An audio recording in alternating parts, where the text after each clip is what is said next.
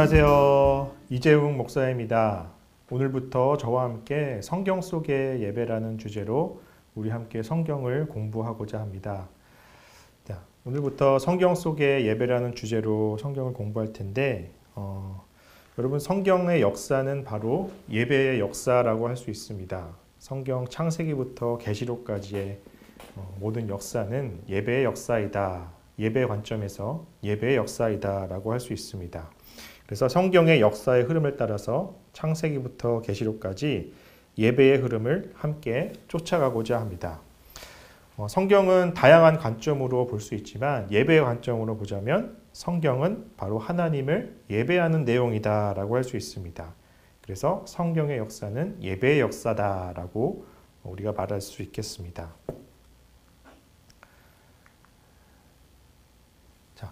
저희가 성경 전체의 역사를 살펴볼 텐데 먼저 창조시대, 또 족장시대, 출애굽시대, 사사시대, 왕정시대, 분열왕국시대, 포로시대, 예수시대와 예배, 또 초기교회와 예배, 예배의 역사, 로마카톨릭과 종교개혁, 또 현대교회에 이르기까지 창조시대부터 현대교회에 이르기까지 우리가 이런 개괄적인 순서로 함께 성경 속의 예배를 살펴보고자 합니다. 오늘은 창조시대와 족장시대를 함께 살펴보겠습니다. 자, 사람의 존재 목적은 무엇일까요?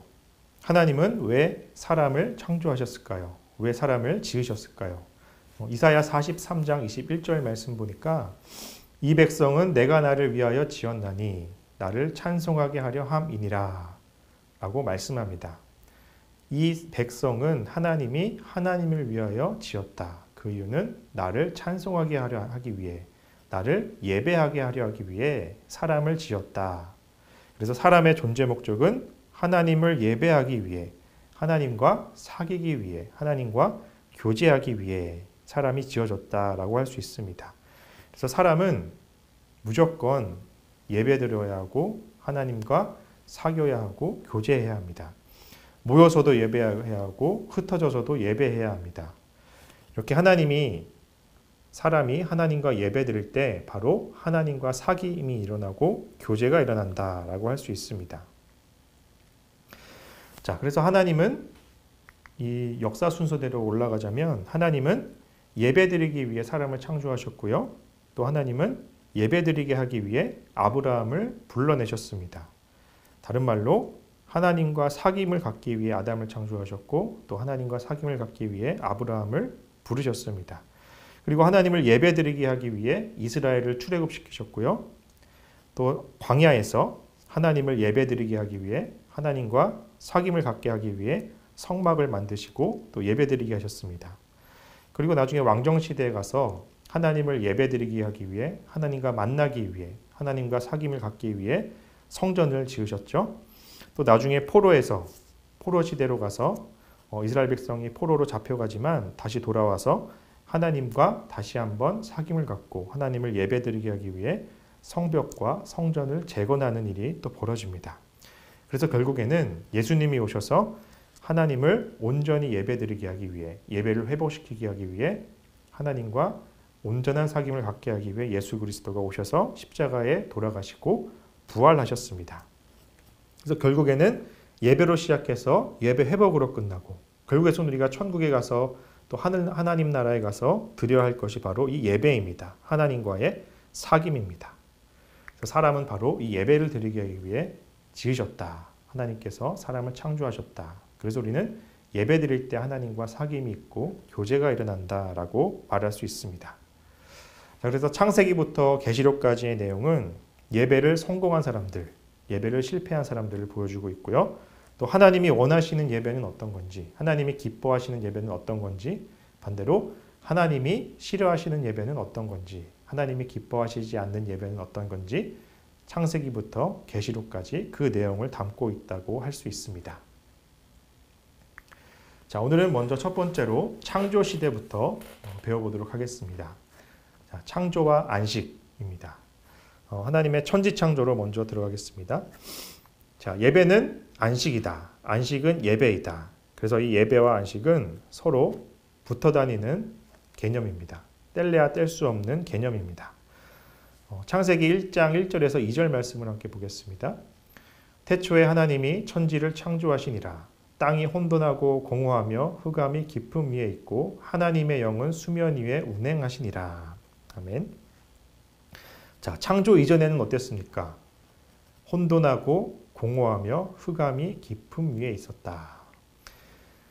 창조 이전에는 혼돈이 있고 공허가 있고 흑암이 있었습니다.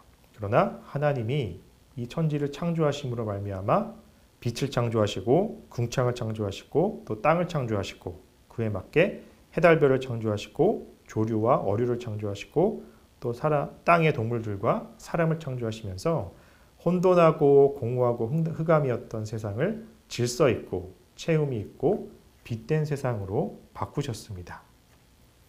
질서대로 하나님께서 창조하신 것이죠. 자, 그리고 하나님께서 말씀으로 이 세상을 창조하셨습니다. 창세기 1장 3절 보니까 하나님이 이르시되 빛이 있으라 하시니 빛이 있었고 라고 말씀하시죠. 하나님이 이르시되 말씀으로 이 세상을 창조하셨습니다. 자, 말씀 이전에 나는 어떻습니까?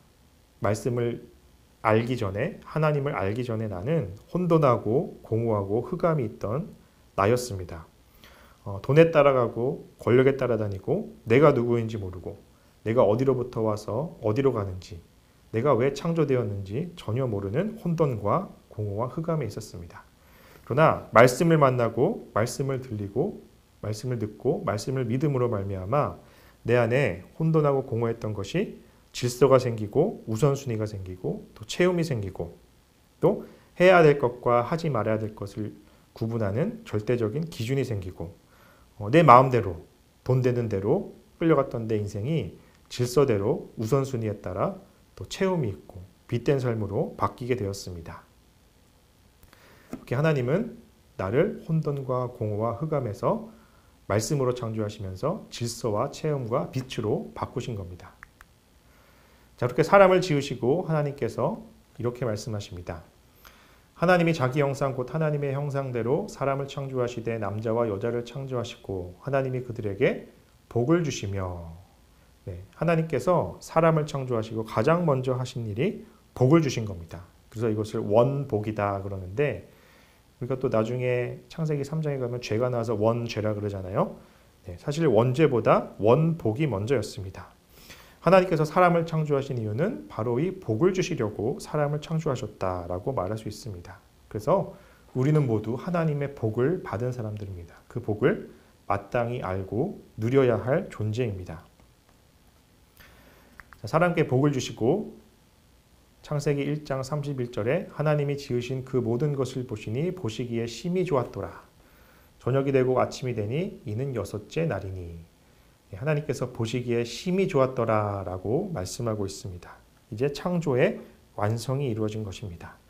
하나님께서 세상을 질서 있게 하시고 정돈하시면서 채우시고 또 빛된 세상으로 만드시면서 이 창조를 완성하시고 심히 좋으셨다라고 말씀하십니다. 자, 하나님이 이렇게 천지를 창조하시고 모든 일을 마치고 안식하셨습니다. 창세기 2장 1절 보니까 천지와 만물이 다 이루어지니라. 하나님이 그가 하시던 일을 일곱째 날에 마치시니 그가 하시던 모든 일을 그치고 일곱째 날에 안식하시니라. 자, 이 안식의 단어는 원어로 샤바트라는 단어인데 이 샤바트의 뜻은 모든 일에서 중단하다, 그치다, 떠나다라는 의미가 있습니다. 여기 창세기 2장 1절 말씀에도 일곱째 날에 마치시니 그가 하시던 모든 일을 그치고 라고 말씀하고 있죠. 바로 이 그치다는 의미가 안식의 의미가 있는 것입니다. 그래서 하나님은 모든 것을 마치고 모든 것을 중단하고 안식하셨다라는 사실입니다.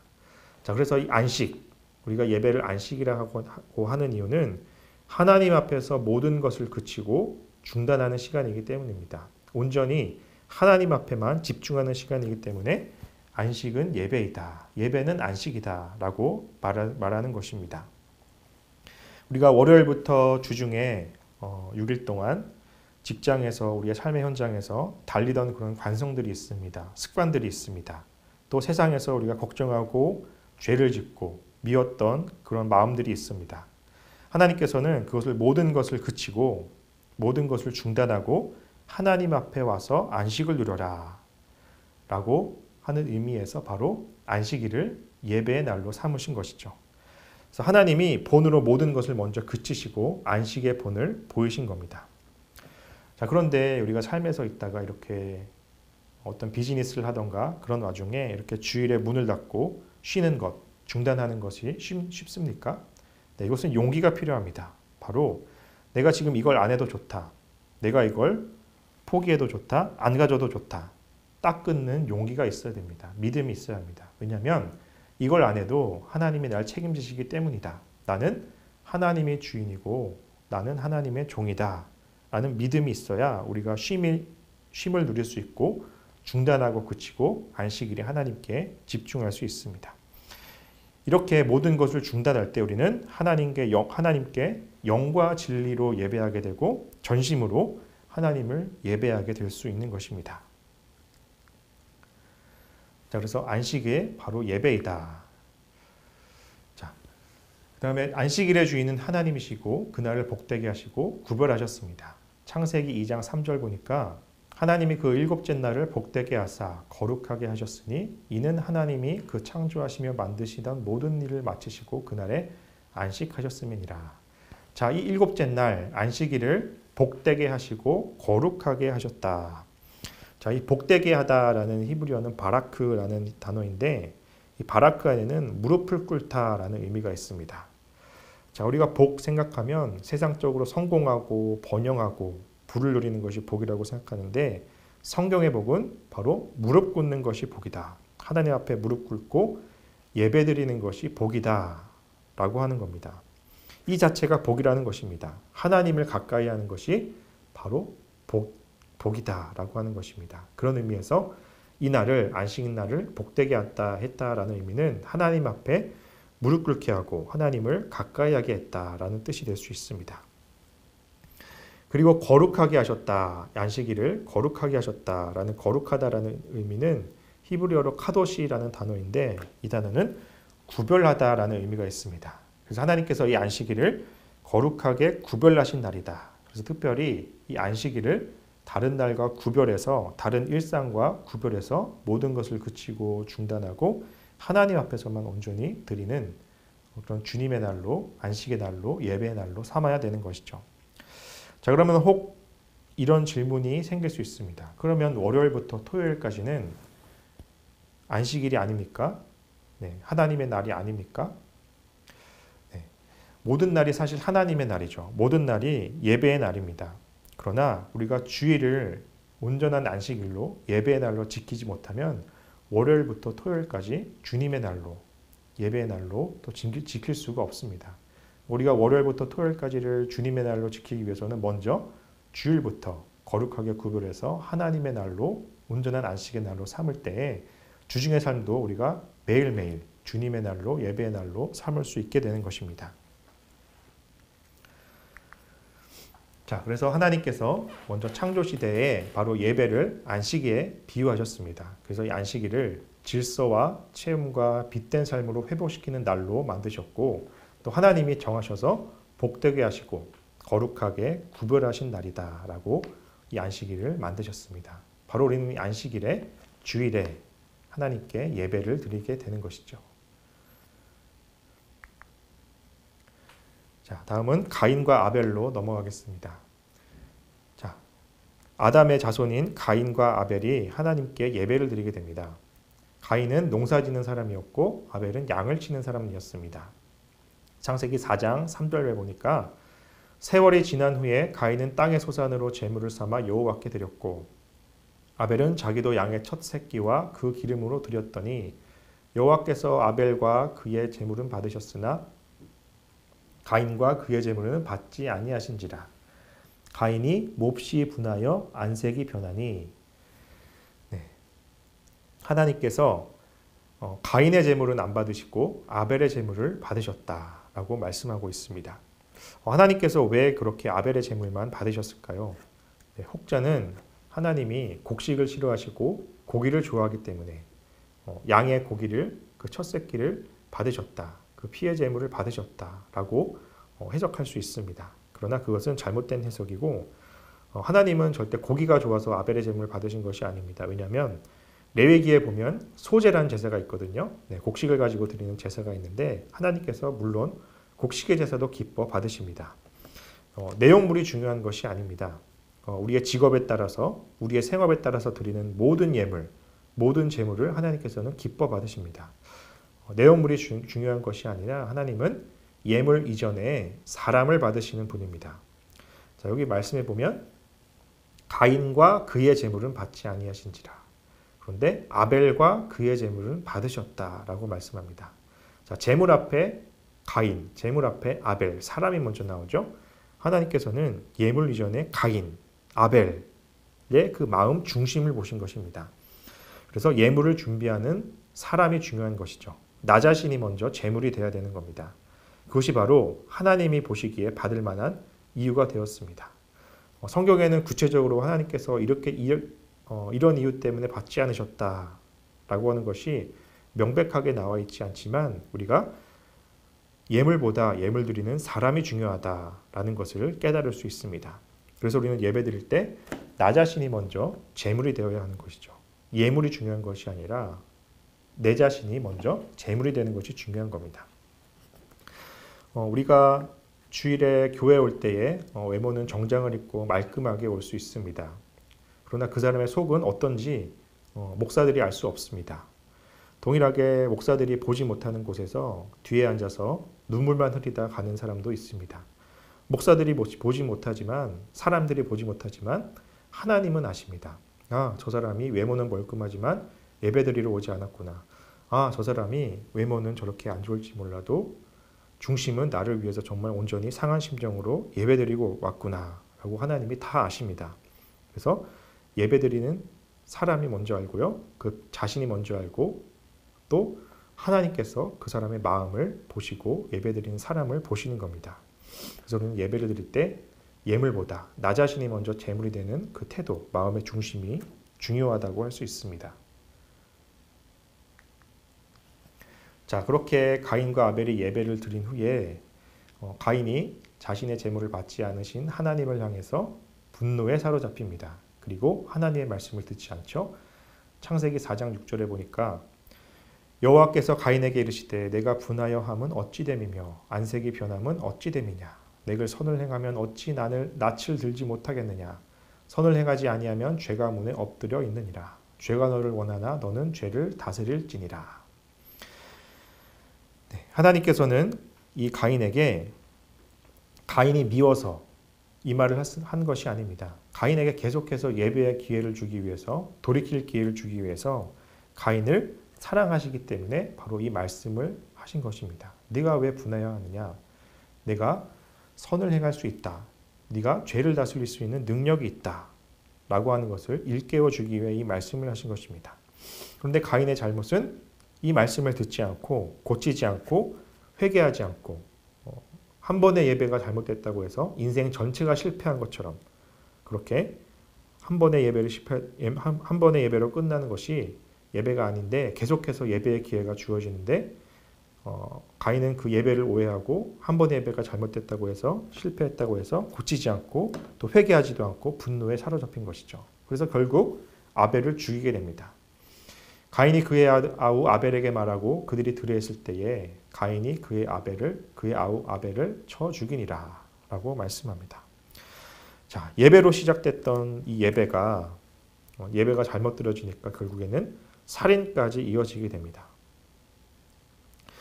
여러분, 예배의 기회는 계속됩니다. 우리가 예배가 한번 실패했다고 해서 낙심할 필요도 없습니다. 또 예배가 우리가 잘 드렸다고 해서 예배가 성공했다고 해서 교만할 필요가 없습니다. 우리는 늘 예배가 실패했으면 다시 한번 돌이키고 잘 드리면 되는 것이고 예배가 잘 드렸으면 더욱더 겸손하게 다시 한번 하나님 앞에 계속되는 예배의 기회로 나아가는 되는 겁니다. 또 예배로 시작됐던 그런 삶이 결국 가인이 아벨을 죽이게 되는 살인까지 이어지게 되죠. 자, 예배로 시작됐는데 살인을 하느냐, 예배를 잘 드려서 복을 받고 하나님께 가까이 나아가느냐, 정말 하늘과 땅 차이의 그런 결과가 나타나게 됩니다. 여러분, 우리가 교회에 와서 예배를 드리고 예배를 온전히 드렸다고 칩시다. 그 결과는 어떨까요? 교회에 와서 예배는 드렸지만 마음에는 이 사람을 미워하고 욕하고 죽이고 싶은 마음만 더 생깁니까? 아니면 예배드려서 더욱더 하나님께 가까이 하고 용서하는 마음이 새로 생깁니까? 우리는 정말 예배를 온전히 드릴 때에 살인까지 이어지는 것이 아니라 정말 하나님께 가까이 하고 내 마음이 다시 한번 하나님께서 주시는 새로운 마음으로 새로운 영으로 회복되는 것이 중요합니다. 자, 그렇게 살인 후에 가인은 하나님의 회개 권면을 거부하게 됩니다. 여호와께서 가인에게 이르시되 내 아우 아벨이 어디 있느냐? 그가 이르되 내가 알지 못하나이다. 내가 내 아우를 지키는 자니니까. 네, 하나님께서 회개를 하길 물어보셨지만 가인이 거부합니다. 그래서 가인에게 하나님의 심판이 임하게 되고요. 결국에는 가인이 여호와 앞을 떠나서 에덴 동쪽 롯 땅에 거주하더니 라는 말씀처럼 하나님을 떠나게 됩니다. 자, 가인의 삶은 예배로 시작됐습니다. 그러나 예배를 잘못 드리자 살인을 하게 되고요. 결국에는 하나님과의 관계 단절까지 생기게 됩니다. 자, 우리는 어떤 예배를 드리고 있습니까? 예배의 결과 하나님을 더 떠나게 됩니까? 아니면 하나님께 더 가까이 가게 됩니까? 우리가 온전하게 정말 나 자신이 제물이 된 예배를 온전하게 드릴 때에 우리는 더욱더 하나님을 가까이 하게 되는 겁니다. 자, 그렇게 가인이 하나님을 떠나게 되고요. 가인의 계보가 나오고 또 아벨이 죽고 나서 다시 아담과 하와가 세 번째 아들인 셋을 낳게 되는데 셋의 계보가 나옵니다. 가인의 계보는 하나님을 떠난 자들이고요. 셋의 계보는 예배하는 예배 공동체였습니다. 그래서 셋의 계보에 에노스와 또 하나님과 동행했던 에녹이라는 사람이 나오게 됩니다. 그런데 이 셋의 자손들이 예배 공동체를 이루고 있었지만 가인의 자손들과 세상의 자손들과 어울려 동화되게 됩니다. 창세기 6장 2절 보니까 하나님의 아들들이 사람의 딸들의 아름다움을 보고 자기들이 좋아하는 모든 여자를 아내로 삼는지라. 자, 예배 공동체가 세상을 향해 영향을 끼쳐야 되는데 세상의 영향을 받고 붕괴된 것이죠. 그래서 하나님의 심판이 임하게 됩니다. 그래서 노아의 홍수로 하나님의 심판을 치르게 됩니다. 그 와중에 유일하게 남은 예배자인 노아가 있었습니다. 그러나 노아는 여호와께 은혜를 입었더라. 이것이 노아의 족본이라. 노아는 의인이요 당대의 완전한 자라. 그는 하나님과 동행하였으며. 네, 하나님이 세상을 심판하셨지만 홍수로서 모든 사람을 쓸어버리셨지만 유일한 예배자인 노아는 남겨두셨습니다. 여기 말씀에 보면 그는 하나님과 동행하였으며 라고 말씀하고 있는데 바로 예배가 하나님과 동행하는 것입니다. 예배자는 하나님과 동행하는 사람입니다. 자, 그렇게 예배자인 노아를 남겨놓으시게 되고요. 노아의 맏아들이었던 셈의 후손을 통해서 바로 아브라함이 등장하게 됩니다. 자, 이제 창조 시대를 거쳐서 족장 시대로 들어가겠습니다. 족장 시대에 먼저 아브라함이 드린 예배를 살펴보겠습니다. 자, 창세기 12장 1절 말씀 보겠습니다. 여호와께서 아브라함에게 이르시되 너는 너의 고향과 친척과 아버지의 집을 떠나 내가 내게 보여줄 땅으로 가라. 이에 아브라함이 여호와의 말씀을 따라갔고 라고 말씀합니다. 자, 첫 번째 아브라함이 드렸던 예배는 바로 머물러 있는 자리를 떠나서 말씀을 따라간 예배였습니다. 자, 예배는 바로 떠나는 것입니다. 익숙한 자에게는 익숙한 자리에서 떠나서 한 걸음 더 나아가는 것이죠. 진일보하는 것입니다. 우리 안에는 내가 지금 누리고 있는 자리에서 더 머물고 싶고 누리고 싶고 안주하고 싶은 본능이 있습니다. 그러나 예배의 자리는 내가 지금 머물러 있는 자리를 떠나서 하나님 앞에 나아가는 겁니다. 계속해서 내 안에 옛사람을 벗고 껍질을 벗고 갈아입고 투쟁하고 달라지고 변화되는 것이 바로 떠나는 것입니다. 저희가 개혁교회죠. 개혁신앙을 갖고 있습니다. 종교개혁 이후에 본질은 믿음은 변치 않지만 그 믿음을 담고 있는 그런 형식은 계속해서 개혁되고 또 믿음이 계속해서 새로워져야 되는 개혁신앙을 갖고 있습니다. 네, 우리가 믿음의 본질은 지켜야 하지만 우리는 계속해서 머물러 있는 것이 아니라 우리의 신앙은 한 걸음 나아가야 되고 성장해야 되고 진보해야 됩니다. 그럴 때 바로 하나님은 너는 복이 될지라 라는 말씀을 우리가 경험하고 복된 삶을 살아가고 그 복을 나누는 삶이 될 수 있는 겁니다. 자, 첫 번째로 예배는 떠나는 것이다. 두 번째로 예배는 순종하는 것입니다. 부르심에 순종하는 것입니다. 자, 4절에 보니까 이에 아브라함이 여호와의 말씀을 따라갔고, 자, 말씀을 따라가는 그런 순종이 바로 예배인 것입니다.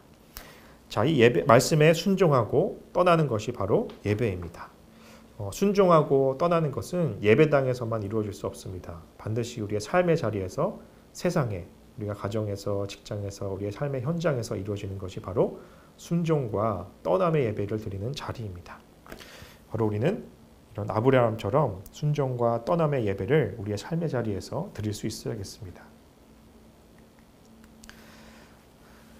자, 그리고 아브라함은 가는 곳마다 제단을 쌓고 예배를 드렸습니다. 12장 8절 보니까 그가 그곳에서 여호와께 제단을 쌓고 여호와의 이름을 부르더니, 그래서 가는 곳마다, 그래서 예배는 반드시 이곳에서만 드려야 된다. 시간과 장소에 구애받는 것이 아니라 시간과 장소를 초월해서 어디서든 언제든 하나님 앞에 예배를 드릴 수 있어야겠습니다. 자, 그리고 아브라함은 하나님께 처음으로 11조를 드린 자였습니다. 자, 아브라함이 이제 자기 조카 롯이 사로잡혔다는 소식을 듣고 자기의 수하에 있던 318명의 군대를 이끌고 롯을 되찾아옵니다. 그 전쟁에서 승리하고 전리품도 다 가지고 돌아오는 길에 하나님의 제사장 멜기세덱을 만나게 됩니다. 그리고 그 멜기세덱한테 20절 말씀 보니까 14장 20절에 너희 대적을 내 손에 붙이신 지극히 높으신 하나님을 찬송할지로다 하며 아브라함이 그 얻은 것에서 10분의 1을 멜기세덱에게 주었더라. 자, 전쟁에서 얻은 전리품 중에 10분의 1을 하나님의 제사장인 멜기세덱에게 주게 됩니다. 이것이 바로 성경에 나타나는 첫 번째 11조 말씀입니다. 중요한 것은 여기서 아브라함이 강요에 의해서 이 11조를 바친 것이 아니라 정말 감사하는 마음으로, 자발적인 마음으로 하나님의 제사장을 만나서 11조를 드렸다는 겁니다. 그래서 이 헌금과 예배의 중요한 특징은 바로 자발적이어야 된다라는 겁니다. 헌금과 예배는 강요에 의해서 억지로 드리는 것이 아니라 정말 내가 진정으로 원해서 자발적으로 드리는 것이 바로 예배이고 헌금입니다. 그것이 바로 하나님이 가장 기뻐하시고 가장 소중히 여기시는 예배의 태도입니다. 자발적인 것입니다. 자, 그 다음에 아브라함의 예배는 바로 믿음과 행함에 있습니다. 이삭을 번제로 드렸던 믿음과 행함에 있습니다. 자, 아브라함이 이삭을 통해서 자신의 후손을 많게 하실 것이다라는 하나님의 말씀을 믿었던 것 같습니다. 그 믿음이 있었기 때문에 창세기 22장 5절에 보니까 이에 아브라함이 종들에게 이르되 너희는 나귀와 함께 여기서 기다리라. 내가 아이와 함께 저기 가서 예배하고 우리가 너희에게로 돌아오리라 하고. 자, 하나님께서 이삭을 번제로 드리라고 명령하셨지만 아브라함은 하나님께서 이삭을 다시 살리실 것이다, 부활시킬 것이다 라는 믿음이 있었기 때문에 우리가 너희에게로 다시 돌아오리라 라고 이렇게 말하고 있는 것입니다. 아브라함은 단순히 머리로만 믿은 것이 아니라 이렇게 행함으로 내가 이삭을 번제로 드려도 하나님께서 다시 살릴 것입니다. 왜냐하면 하나님께서 이삭을 통해서 나의 후손이 별과 같이 많아질 것이다 라고 말씀하셨기 때문입니다. 내가 그 믿음을 갖고 이렇게 행하게 됩니다. 자, 아브라함이 이렇게 믿음과 행함을 가질 수 있었던 것은 자기 의지를 죽였기 때문에, 정말 이삭이 정말 눈에 넣어도 안 아플 정도로 얼마나 이쁘고 그렇게 소중한 아이였겠습니까? 그러나 자기의 의지를 죽이는 마음으로 이 이삭을 번제로 드리게 되는 것이죠. 그렇게 아브라함은 행함이 있던 믿음이 있었습니다. 그러자 12절에 이렇게 말씀하죠. 사자가 이르시되 그 아이에게 내 손을 대지 말라.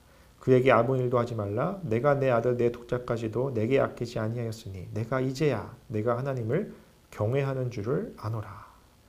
내가 이제야 아브라함 내가 하나님을 경외하는 줄을 아노라. 네, 아브라함의 믿음이 이렇게 행함까지 이어질 때 이것이 바로 온전한 예배가 될 수 있었습니다. 그래서 행함까지 이어지는 것이 아브라함의 진정한 예배였다라는 것을 우리가 배웠습니다.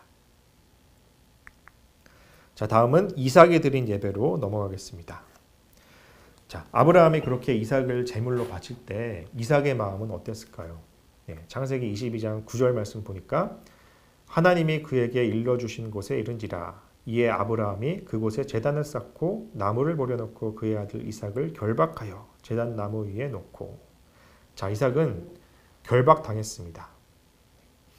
이삭은 충분히 자신을 결박하는 아버지에게 반항할 수 있었고 그것을 뿌리치고 도망갈 수 있었습니다. 그러나 이삭은 그것에 대해서 반항하지 않고 결박당했습니다. 바로 이것이 이삭이 드린 예배였습니다. 바로 이런 모습이 앞으로 예수님이 어린 양과 같이 제물이 되시고 십자가에 돌아가신 그런 제물의 모습을 예표하는 것이다 라고 또 볼 수 있는데, 예수님께서도 동일하게 이사야 53장 7절 말씀 보니까 잠잠한 양같이 그의 입을 열지 아니하였도다 라고 말씀하고 있습니다. 예수님도 잠잠한 양같이 아무 말도 하지 않고 순종하는 마음으로 결박당하면서 제물이 되신 것이죠. 자, 우리도 이렇게 나의 욕심과 나의 자아가 십자가에 결박당하고 나의 정과 모든 욕심, 나의 죄된 모든 자아가 십자가에 결박당하는 것이 바로 예배인 것입니다. 이삭은 바로 그렇게 결박당하는 예배를 드렸고요. 또 이삭이 드렸던 예배는 이웃과 화평을 추구했던 예배였습니다. 자, 이삭이 나중에 거부가 되게 됩니다. 그래서 많은 우물도 파괴되고 우물도 갖게 됩니다. 그런데 그것을 블레셋 사람들이 시기했습니다. 그래서 이삭이 파놨던 우물을 블레셋 사람들이 와서 빼앗습니다. 근데 이삭이 거기에 대해서 블레셋 사람들과 다투지 않았습니다. 22절 말씀 보니까 26장에 22절 말씀 보니까 이삭이 거기서 옮겨 다른 우물을 팠더니 그들이 다투지 아니하였으므로, 이삭이 그 사람들이랑 자신의 우물을 빼앗은 블레셋 사람들이랑 다투지 않고 그들과 화평을 추구했습니다. 그러자 하나님께서 이삭에게 말씀하시죠. 24절에서 내가 너와 함께 있어 내게 복을 주어 내 이름을 창대하게 하겠다라는 복을 주십니다. 그리고 이삭이 그곳에 제단을 쌓고 여호와의 이름을 부르며 거기 장막을 쳤더니 라고 말씀하고 있습니다. 이렇게 이삭의 예배는 이웃과 화평을 추구하는 예배였습니다. 우리가 세상에서, 교회에서뿐만 아니라 우리는 세상에 나가서 불신자 앞에서 이런 빛을 내야 합니다.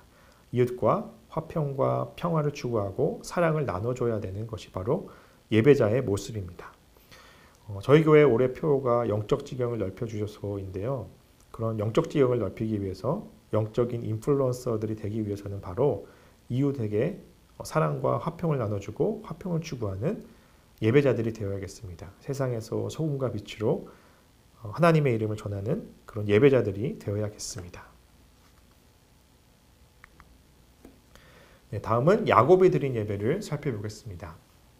자, 아브라함, 이삭, 야곱까지 이어진 이 예배, 족장시대 예배인데, 아브라함과 이삭의 예배는 다르게, 이삭의 예배와 다르게 야곱의 예배는 가장 인간적이라고 할 수 있습니다. 가장 인간적이면서 현실적이고, 사실 죄된 인간의 그런 모습에 가장 가깝지 않나, 그런 정이 가는 모습이 있습니다. 우리가 그 모습을 살펴보겠습니다.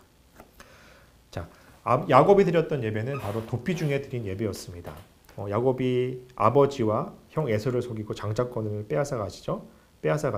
그리고 형 에서의 그런 쫓김을 피해서 도망가게 됩니다. 그 에서에게 쫓김을 당하면서 도망갈 때에 창세기 28장 11절에 한 곳에 이르러는 해가 진지라 거기서 유숙하려고 그곳에 한 돌을 가져다가 베개로 삼고 거기 누워 자더니, 야곱이 얼마나 도망가면서 외로웠을까요? 홀로 깜깜한 밤에, 추운 밤에 혼자 있으면서 돌을 가져다가 베개로 삼고 누워 잡니다. 근데 그 와중에 하나님께서 야곱의 꿈에 나타나시죠. 사닥다리의 환상을 보여주면서 야곱에게 꿈에 나타나시고 환상 중에 말씀하십니다. 거기서 하나님을 만나게 됩니다. 홀로 있을 때, 도피 중에 외롭고 힘들고 지쳐 있을 때 하나님이 야곱에게 말씀하십니다. 그래서 16절에 야곱이 잠에 깨어 이르되 여호와께서 과연 여기 계시거늘 내가 알지 못하였도다. 야곱은 도망가면서 하나님이 나와 함께 하신다라는 믿음이 없었습니다. 야곱의 믿음 안에는 자기가 도망 나왔던 이삭의 집, 아버지의 집에만 하나님이 계시다라고 생각했던 것 같습니다. 그런데 내가 지금 도망 다니는 와중에 이렇게 외롭고 춥고 쓸쓸한 이 밤에 나 혼자 있는데 하나님께서 나를 찾아오시고 말씀하시는구나. 하나님께서 나와 함께 하시는구나. 라고 하는 것을 깨닫고 야곱이 18절에 보니까 야곱이 아침에 일찍 일어나 베개로 삼았던 돌을 가져다가 기둥으로 세우고 그 위에 기름을 붓고 그곳 이름을 베델이라 하였더라. 하나님께 예배드리게 됩니다. 야곱이 드렸던 예배는 바로 도피 중에 드렸던 예배. 그래서 돌기둥을 자기가 베개로 삼았던 돌을 가져다가 기둥으로 세우고 기름을 붓고 그곳 이름을 베델이라 부르는 그런 야곱의 예배가 이루어지게 됩니다. 또 야곱이 드렸던 예배는 위기 앞에서 드렸던 또 기도이자 예배였습니다.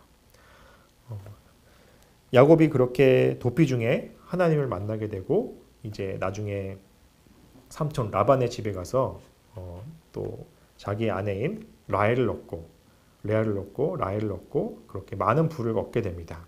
큰 부자가 될 수 있었습니다. 그런 와중에 그렇게 큰 부자가 되는 와중에 야곱은 하나님께 온전한 예배자가 되지 못했던 것 같습니다. 자기의 부를 위해서 살았고 하나님과 떠나 있었던 것 같습니다. 간절히 예배했던 모습이 없습니다. 그런 와중에 그런 모든 부를 가지고 다시 형과 맞닥뜨리게 되죠. 창세기 32장에 보니까 형과 맞닥뜨리기 직전에 창세기 32장 24절에 야곱은 홀로 남았더니 어떤 사람이 날이 새도록 야곱과 씨름하다가 야곱이 다시 한번 홀로 남게 됩니다. 다시 한번 위기 앞에서 형이 자기를 죽이면 어떡하냐라는 걱정 앞에서 홀로 남게 되죠. 그때 다시 한번 천사를 보내신 하나님과 만나게 되고 거기서 하나님께 예배하고 기도하게 됩니다. 자, 어떻게 보면 야곱은 정말 위기 앞에서만 급할 때만 하나님께 예배하는 그런 예배자라고 볼 수 있습니다. 그래도 하나님은 그 예배를 받으십니다. 발등에 불이 떨어질 때만 예배를 드리는 우리의 그런 모습이 우리에게도 있지만 또 우리 주변에는 부활절에만 크리스마스에만 1년에 한두 번만 예배 드리는 사람이 있습니다. 그렇게 한두 번만 예배에 온다고 우리가 비난할 수 없습니다. 왜냐하면 그 예배조차도 하나님이 받으시기 때문입니다. 하나님 앞에 오는 것 자체가 귀한 것이죠. 그래서 우리는 홀로 있을 때, 외로울 때, 위기 앞에서 또 그런 불안하고 외롭고 추운 때 그렇게 우리는 더욱더 하나님 앞에 예배로 나갈 때에 하나님은 우리를 만나주시고 나와 함께 하시는 하나님을 경험할 수 있습니다. 자, 그렇게 하나님을 만났던 야곱이 창세기 28장에서 자기가 다시 돌아오겠다 하나님께 약속했던 그 베델로 다시 돌아오겠다라고 하는 것을 창세기 28장에서 약속하지만 나중에 거부가 되고 또 창세기 32장에서 하나님과 만나게 되고 그러지만 베델로 돌아가는 것이 아니라 베델로 돌아가지 않고 숫곳이란 곳으로 다른 곳으로 빠지게 됩니다. 근데 다시 거기 한번 다시 자기 딸 디나가 강간당하게 되고 어려움을 겪다가 다시 한번 베델로 돌아오게 되는 사건이 창세기 35장에 있습니다. 이렇게 야곱은 실수하고 넘어지고 또 위기 앞에서만 하나님을 찾는 그런 예배의 모습이 있습니다. 그러나 하나님은 그 예배조차도 기뻐 받으시고 그 예배를 귀하게 여기신다라고 하는 사실을 우리는 배울 수 있습니다. 자, 오늘 배운 것을 정리하겠습니다. 창조시대와 족장시대에 대해서 배웠는데요. 창조시대의 예배는 바로 안식일의 예배입니다. 안식일은 모든 것을 그치고 전심으로 예배하라 라는 하나님의 그런 귀한 의미가 담겨 있습니다. 그렇게 우리가 안식일의 모든 것을 그치고 전심으로 예배할 때 우리의 삶은 질서 있게 되고 채워지고 빛된 삶으로 회복될 수 있습니다. 그리고 하나님은 그 안식일을 복되고 거룩한 날로 구별하셨습니다. 그리고 가인과 아벨의 예배에서 배울 수 있는 것은 하나님은 제물 이전에 사람을 먼저 받으신다. 그래서 나 자신이 먼저 제물이 되는 예배를 드려야 된다. 내 마음의 중심을 보시는 하나님 앞에 예배를 드려야 된다라고 하는 사실입니다. 자, 다음은 족장시대의 예배입니다. 아브라함은 떠남과 순종의 예배를 드렸습니다. 말씀을 따라 순종했고요. 삶의 자리에서 현장에서 떠남과 순종의 예배를 드렸습니다. 그리고 자발적으로 11조를 드리는 자원하는 마음으로 자발적인 예배를 드렸고요. 또 이삭을 진정한 믿음으로 제물로 바치는 믿음과 행함의 예배를 드리고 자기 의지를 죽이는 예배를 드렸습니다. 그리고 이삭도 나의 자아가 십자가에 결박되는 자기 스스로 제물이 되는 결박당하는 예배를 드리는 삶을 살았습니다. 또 예배를 드린다는 것은 나의 정과 욕심과 모든 죄된 자아가 십자가에 결박되는 나의 자아가 죽는 것이 바로 진정한 예배이다. 그리고 이삭은 이웃과 화평을 추구하는 예배를 드렸습니다. 우리도 교회당에서만 예배당에서만 예배를 드리는 것이 아니라 세상에서 우리의 삶의 현장에서 이웃에게 사랑을 전하는 이웃과 화평을 추구하는 그런 삶의 예배자로 나아가야겠습니다. 그리고 야곱의 예배는 도피 중에 위기 앞에서 홀로 있을 때에 하나님을 예배했던 사람이었습니다. 우리도 이런 위기 앞에서 홀로 있을 때에 하나님을 예배할 때 하나님은 그 예배를 기뻐 받으시고 우리를 만나주시는 분이다라는 것을 알 수 있습니다. 자, 오늘은 이렇게 창조시대와 족장시대의 예배를 살펴봤습니다. 우리가 다음 시간에는 출애굽시대의 예배에 대해서 같이 배워보도록 하겠습니다. 수고 많으셨습니다.